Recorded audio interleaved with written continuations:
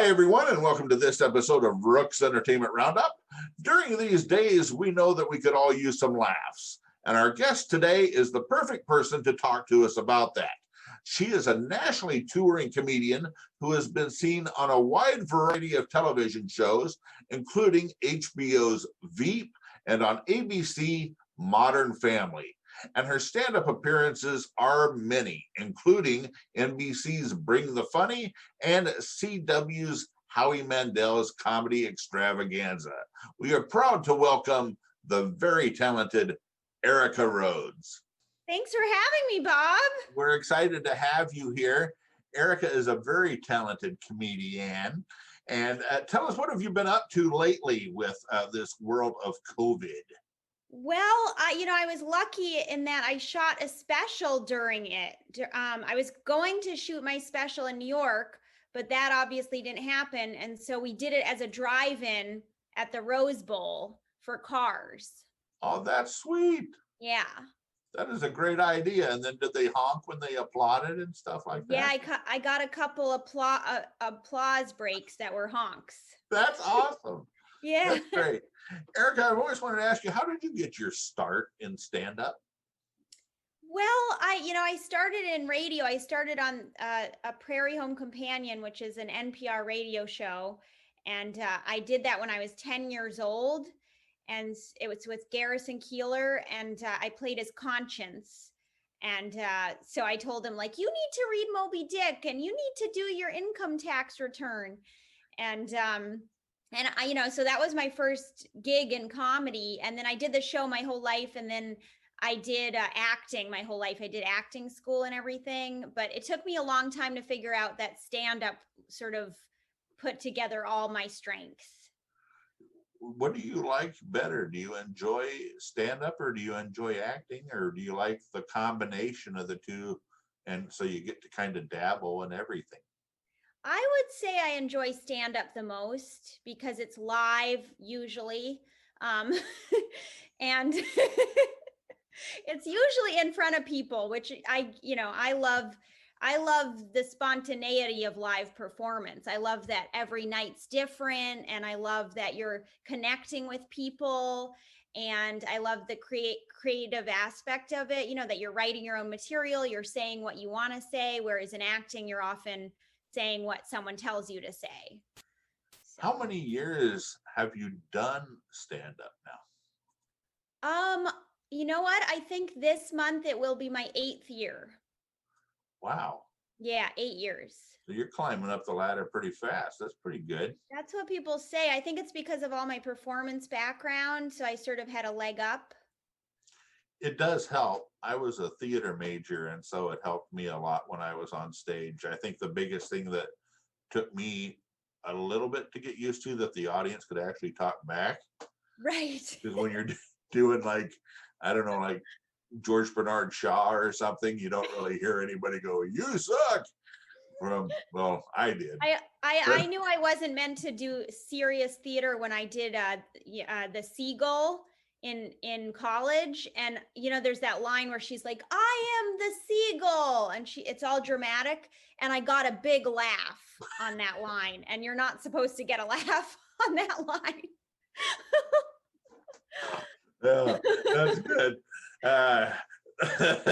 Some Moliere's Tartuffe must have been hilarious. Oh yeah. The more serious and dramatic it was, the funnier they thought I was. So.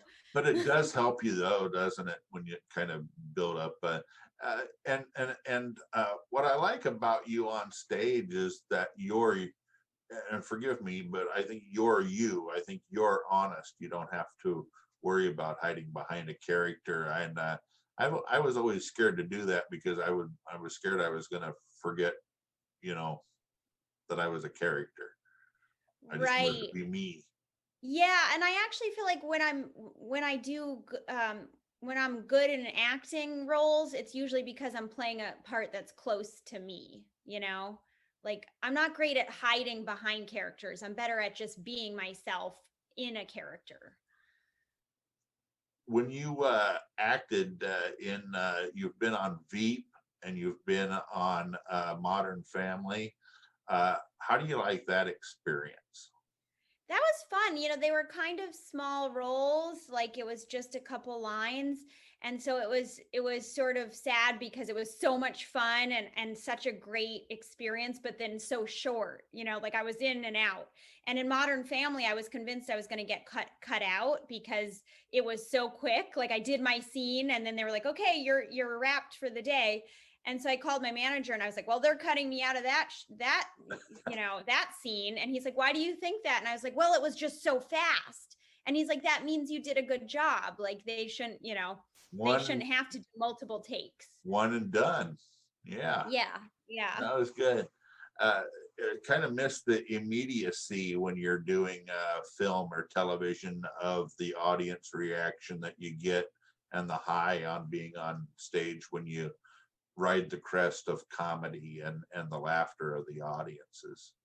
Yeah, I find that when I am on sets, I like look at all the crew members, like I'm still trying to get laughs from them. And even when I was shooting my special, we ran through stuff just for a sound check. And I was like, "Why is nobody laughing?" And they're like, "Well, they're focused on like they're just doing the technical stuff, but I'm looking at the camera guy like he should be laughing right now." Where do you find your base for your stand-up, Erica? Do you tell the audience a little bit about what your act is formed on? And I always kind of hate asking comics that because I think it kind of changes and morphs depending on who you Yeah. are and things that you're going through life. But what do you find is the foundation of the stories that you like to tell on stage? I mean, I definitely like to try to, turn my struggles into something funny or humorous or relatable.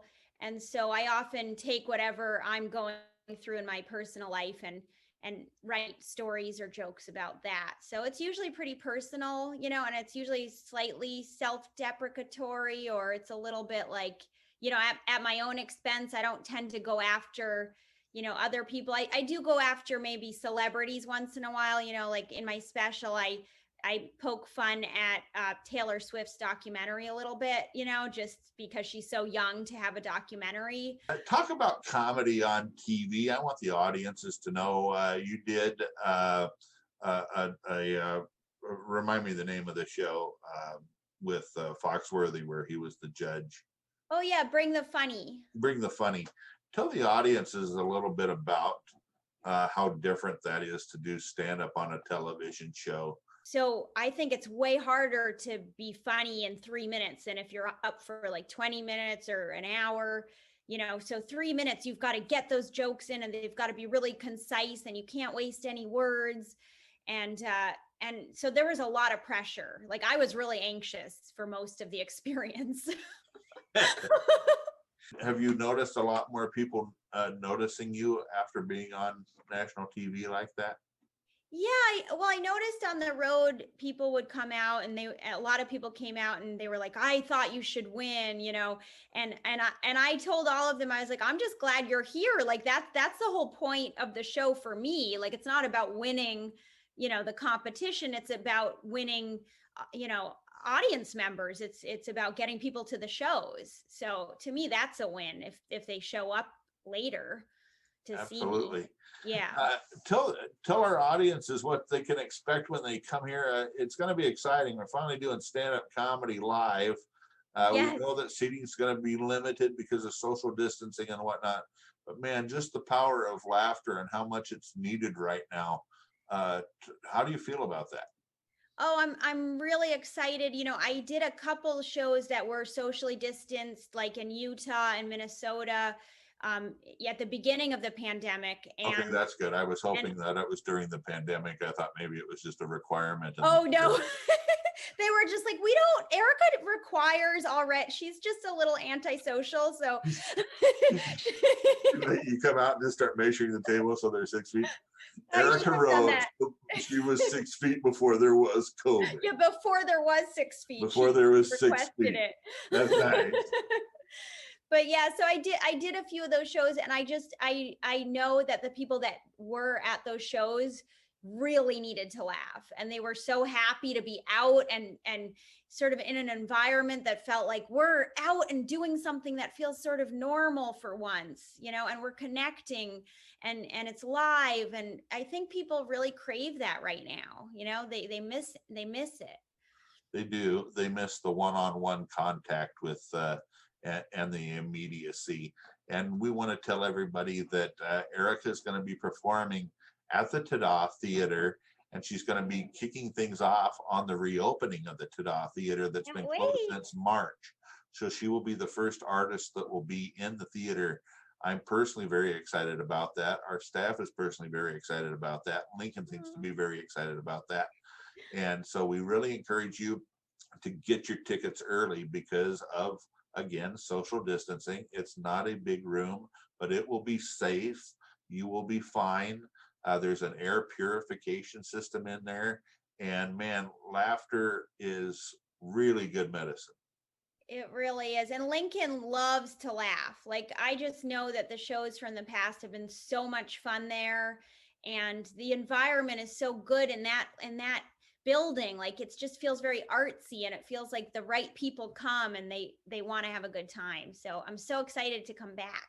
When I was going through who I wanted to make sure came in when we started this series, I said I really want to reach out to Erica and see if she'll come in and do this. So I just I'm wanted so to tell you flattered by personally, that. Thank tell you you. personally, for me, that it means a lot that you're going to be the one that's. We've all been waiting to get back into that space and do something clever and something creative. And if you want to get tickets, you should go to tadatheater.info, and Erica's tickets are on sale right now. You can, I was going to say, you can't pick your seats because of social distancing. The box office has to do that. You can pick your nose. No, don't do that. But you can't do that. And we would actually prefer that you not pick anything. Yeah, don't. You can't pick your nose through. Pick up your tickets. That's what they should pick. Pick up your tickets. tickets. Yes, and you can't pick your nose through a mask. No. There's a new phrase. Another good reason to wear a mask, ladies and gentlemen. Hear me? Dang it. This is a PSA brought to you. Brought to you by, please don't pick your nose through your mask. That's good. Well, they will have a great time. They will have a wonderful time. You're a very funny lady, and we're lucky to have you coming to Lincoln. Oh, I really appreciate it. I feel so lucky to be coming back. Well, they're in for a good show, folks. Don't wait. Get your tickets at tadatheater.info. She will be here November, the very first week in November. That's 6th and 7th. And she's going to do 2 shows a night. Well, thank you very much for being on, my dear. We look forward to seeing you in person. I can't wait. That's Erica Rhodes, everybody. Please get your reservations to tadatheater.info. You won't regret it. She's a very talented and funny lady. Thanks, Bob. Now, if you're looking for the roundup of events taking place, we encourage you to like and to check out our Facebook page, where we post our notices that we receive of events taking place. If you'd like to share yours, please send them to us at least 2 weeks in advance to rooksroundup@gmail.com. And that's this episode of Rook's Entertainment Roundup. Head over to rooksroundup.com to see past episodes, and we want to thank our guest, Erica Rhodes, as well as all of you for watching. Until next time, have an entertaining weekend.